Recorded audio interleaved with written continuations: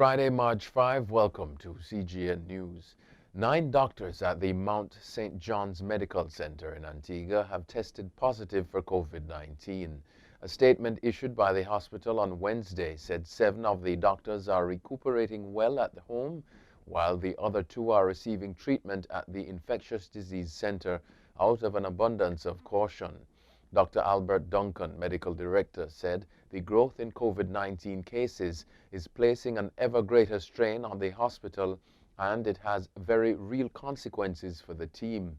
The hospital said it has reportedly warned of the threat posed by COVID-19 to its employees and had taken several measures to limit the spread of the virus.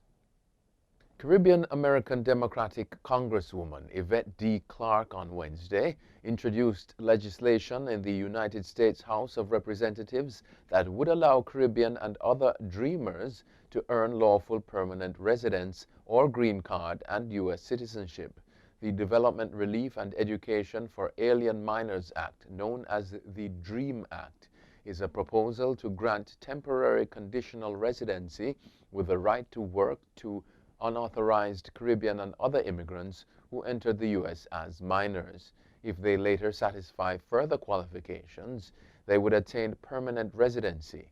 In April 2001, U.S. Senators Dick Durbin and Orrin Hatch first introduced the bill in the Senate, but it did not pass. The proposal has since been reintroduced several times, but has not been approved by majorities in Congress.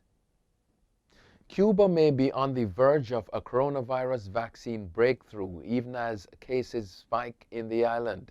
Starting in March, 2 of the island's 4 homegrown vaccine candidates will begin their 3rd and final trials, the Cuban government has announced. While other developing countries compete with richer nations for a limited supply of doses, Cuba has gambled everything on producing their own vaccines named Soberana 1 and 2, and Abdala and Mambis.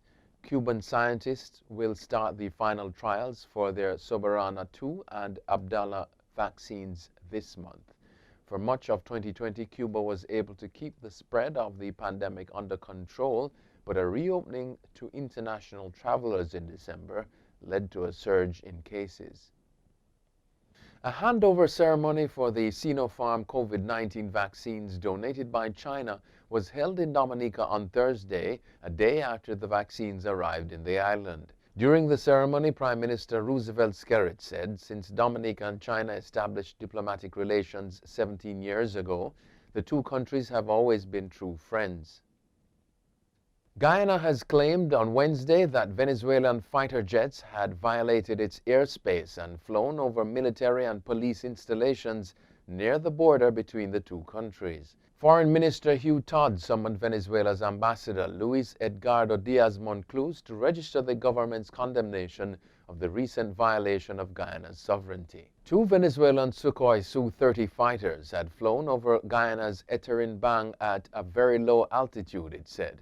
Venezuela rejected the accusations. Venezuela's Foreign Minister Jorge Arreaza said in a statement that the surveillance operations were strictly limited to Venezuelan territory.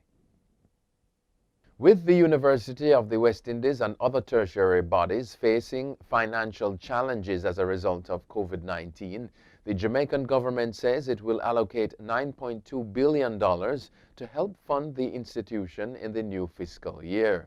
At the same time, the University of Technology is to receive a $2.9 billion grant from the government. Minister of Education, Youth and Information Favour Williams said that the government was currently reviewing how it funds tertiary education in Jamaica. Williams told her parliamentary colleagues on Thursday that she had signed a draft policy on the issue that had been sent to Cabinet. Vice-Chancellor of the UWI, Professor Sir Hilary Beckles, has expressed concern about the financial woes, noting that about 60% of the university's overall debt was concentrated at Mona. Overseas now, the Italian government has blocked the export of an Oxford AstraZeneca vaccine shipment to Australia. Italian media reports are that the decision affects 250,000 doses of the vaccine produced at a facility in Italy. The move has reportedly been backed by the European Commission. The news comes amid a row between EU officials and the company, which has not provided the agreed supply of COVID-19 vaccines to member states. Under the scheme established last June, the bloc negotiated the purchase of vaccines on behalf of member states. In January, Italian Prime Minister Giuseppe Conte said delays by AstraZeneca and Pfizer were unacceptable and accused the companies of violating their contracts. An unknown number of young crocodiles are being hunted after they escaped from a breeding farm in South Africa. Some 27 reptiles have been recaptured, but officials have admitted they do not know how many more they need to find. The crocodiles are believed to have escaped through a broken fence at a breeding farm outside Bonnievale and made their way to Breed River. Local residents have been urged not to approach them. Police have set up a special unit to track the crocodiles and are using bait in cages along the riverbank, Cape Nature said. And finally, Pope Francis begins a historic visit to Iraq today, Friday, the first by a pontiff to the birthplace of the Eastern churches from where more than 1 million Christians have fled over the past 20 years. An Alitalia plane carrying the pontiff and his entourage, including about 75 journalists, arrived in the Iraqi capital Baghdad amid tight security.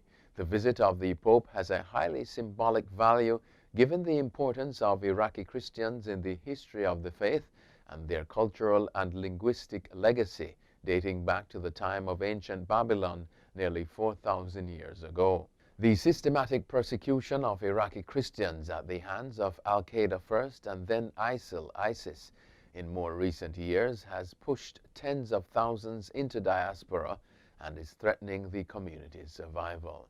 That's it for CGN News. I'm Scott Wilson. Thanks for watching.